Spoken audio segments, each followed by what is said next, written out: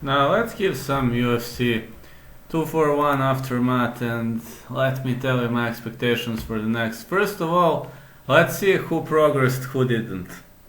Progress up, Stipe Miocic.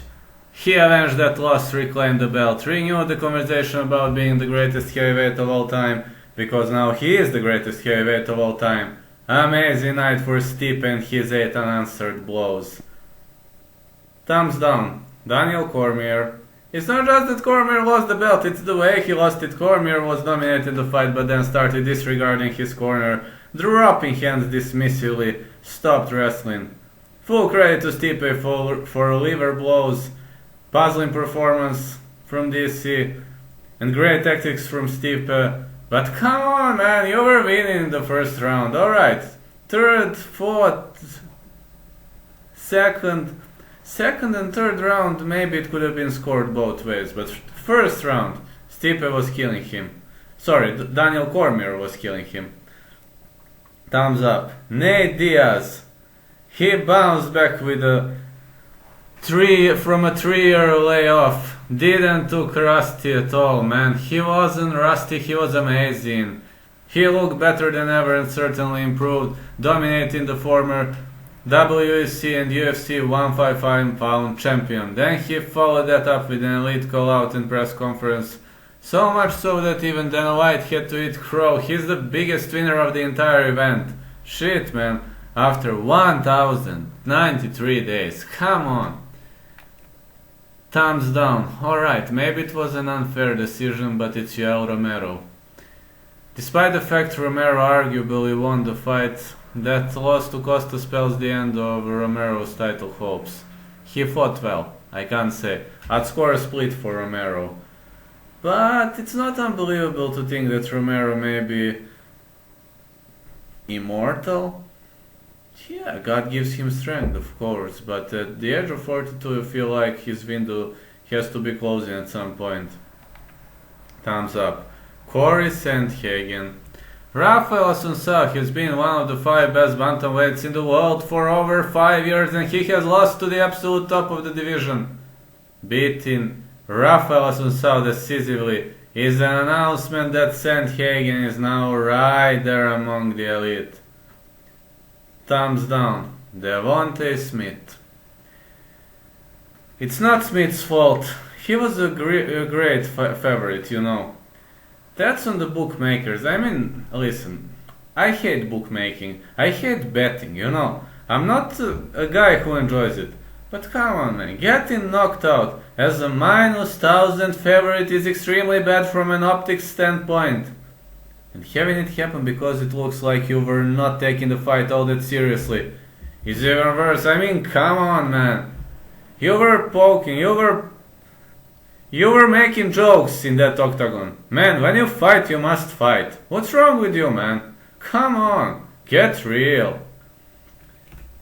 Last night, let me give some comments. Well, last night was pretty tightly run, all things considered. There were a few things worth mentioning. Herb Dean allowing Cormier to get away with a few eye pokes. The scores in Yoel Romero versus Paulo Costa being contentious. Sabina Mazo's record-setting win over Shayna Dobson, but nothing egregious from a judging or refereeing standpoint. That being said, there were a couple of things from Joe Rogan's call that left something to be desired. The first thing is a nitpick but bears mentioning. Joe Rogan continually called Miocic the winningest heavyweight champion in UFC history during the fight and the lead up.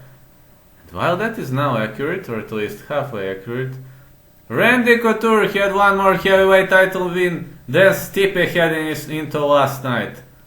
Stating something incorrectly one time is a slip-up, but continuing to do it is a bad look and someone in the production booth should have caught him on it. I mean, come on, you are Joe Lesgan. I'm constantly calling you Joe Lesgan because you're making mistakes, dumbass.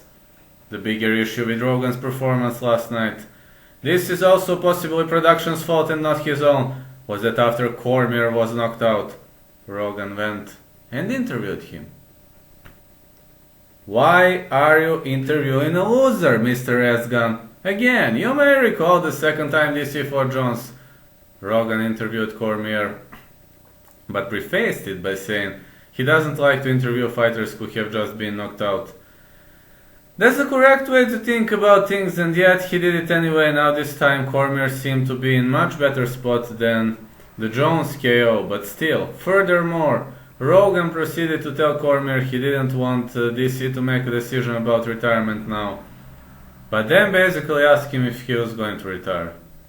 None of these are enormous issues, but they did stand out an otherwise flawless night, and Mr. Esgan made so many mistakes. I mean, man, listen, you're just eating too much shit. I mean, come on, get real. What's wrong with you these days? Usually after a big pay-per-view, there is at least one, let's say, big mistake from the judges, commentary team, referees. So if this is the worst of it, that's a feather in the cap for the UFC.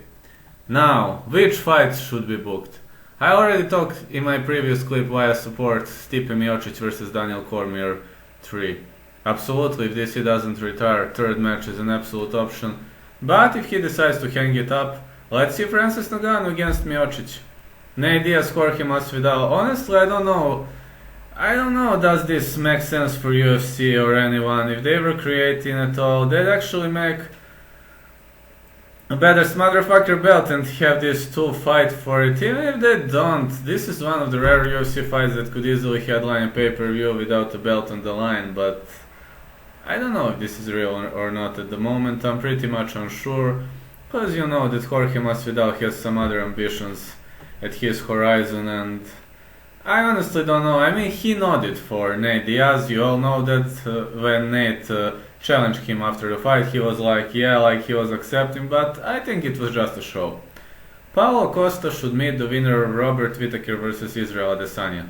The man has 13 wins in a row. I mean, this was a controversial victory. I think Romero was better, but Romero has been one of, if not the best middleweight in the UFC for the last 5 years. Costa beat him. I mean, that's more than enough to deserve a title shot from my point of view. Anthony Showtime Pettis Robbie Lawler.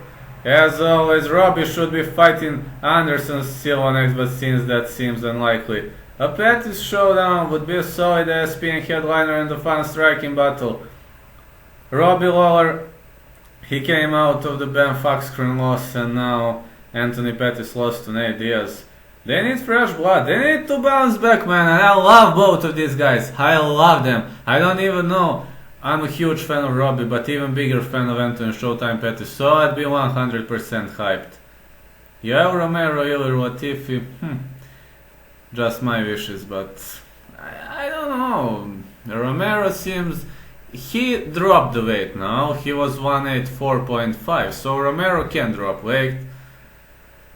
Middleweight division doesn't have many much exciting matchups for him. On the other side, Ilir Latifi comes out of a faceplant knockout. He was brutally bashed by Volkan Ozdemir.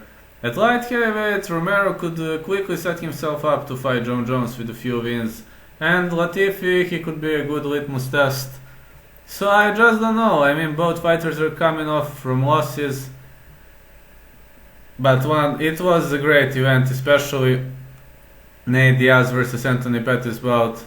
Main event was also awesome. And I forgot to mention that the fourth fight on the card was also great. Gabriel Benitez. That his match was awesome. Yeah, whatever it happened, but the match was awesome. You know, I honestly enjoyed this match despite it wasn't much popular. It wasn't much given attention on this fight card. But that's how it is. It was a good event. And Nate Diaz pretty much shocked me. I'm shocked by his performance.